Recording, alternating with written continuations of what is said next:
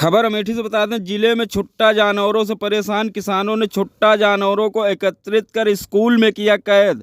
सुबह स्कूल में जानवरों को कैद देख शिक्षा विभाग के उड़े होश। स्कूल में छुट्टा जानवर भारी मात्रा में एकत्रित होने के चलते बच्चों की पढ़ाई घंटों रही बाधित। ग्राम प्रधान के सूचना पर पहुंची ब्लॉक की टीम ने छुट्टा जानवरों को एकत्रित ले गई गौशाला।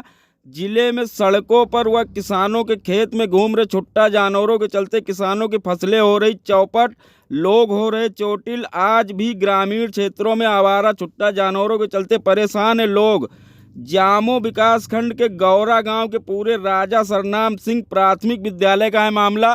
तो इसी खबर पर ज़्यादा जानकारी के लिए हमारा विशेष संवाददाता इसराक जी जुड़ चुके हैं। इसराक जी, क्या है पूरा मामला? जी बिल्कुल वसीम जी, बताना चाहूँगा कि किसानों ने छुट्टा जानवरों को एकत्रित कर स्कूल में कैद कर दिया था और कैद करने के बाद ग्राम प्रधान की सूचना पर पहुंची ब्लॉक की टीम ने छुट्टा जानवरों को एकत्रित करके गौशाला भी ले गई है। वसीम जी, आपको बताना चाहूँगा कि जिस तरीके से अगर बात करें छुट्टा जानवरों की, तो ये कहीं यहीं का मसला नहीं है, पूरे प्रदेश का मसला है कि छुट्टा जानवर एक बहुत ही किसानों के लिए, राहगीरों के लिए, आम जनमानस के लिए एक आफत की तरीके से बन चुकी है। अगर बात करें किसानों की, तो पहले तो ये था कि नील गाय की वजह से किसानों की फसलें बर्बाद होती थी, लेकिन अब जो कॉम्बिनेशन हो गया है नील गाय और छुट्टा जानवरों का, ये जो बॉन्ड बन चुका है, जिस तरीके से छुट्टा जानवर और नील गाय एक साथ मिल करके किसान की फसल को चौपट कर रहे हैं, जिससे किसान कहीं ना कहीं आहत हो गया है।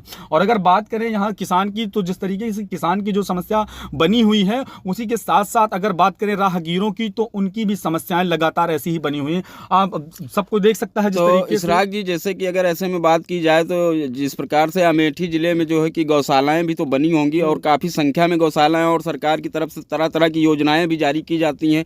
अच्छा, गाँव ग्रामीणों के लिए भी योजनाएं जो है कि उपलब्ध कराई जाती हैं, तो इस पर क्या राय है? किस प्रकार की सुविधाएं लोगों को वहाँ मिल पा रही हैं? जी बिल्कुल वसीम जी, बताना चाहूँगा, जैसे आपने ये सवाल किया कि जिस तरीके से पशु आश्रय स्थल भी बनाए गए हैं, गौशालाएं भी बनाई गई हैं कि जो छुट्टा जानवर हैं उनको वहीं पर ले जा करके एकत्रित किया जाए। तो मैं आपको बता दूं साफ तौर पर कि जिस तरीके से अमेठी की अगर बात करें, जो गौशालाएं बनी हुई हैं, जो पशु आश्रय स्थल बने हुए हैं, अमेठी में बहुत सारे पशु आश्रय स्थल बने हुए हैं, जिन पर वहाँ पर गौशालाओं में छुट्टा जानवर के लिए सारी चीज़ें मुहैया हैं, वहाँ रह भी रहे हैं। लेकिन अगर बात करें वहाँ की सुविधाओं की, वहाँ की व्यवस्थाओं की, तो नाम मात्र के लिए कुछ ही ऐसी गौशालाएं, एक दो गौशालाएं देखने को मिलेगी जहाँ पर व्यवस्थाएं बराबर हैं। और वहीं का जो यहाँ से, जैसे कि कभी मंत्री हुए या कोई नेता हुआ या कोई अधिकारी हुआ आकर के जिसको निरीक्षण करना है, तो उसी गौशाला को टारगेट करके जो है निरीक्षण करवाया जाता है, जहाँ पर व्यवस्थाएं सही बनी हुई हों। अगर बात करें हम अमेठी की, जो पशु आश्रय स्थल,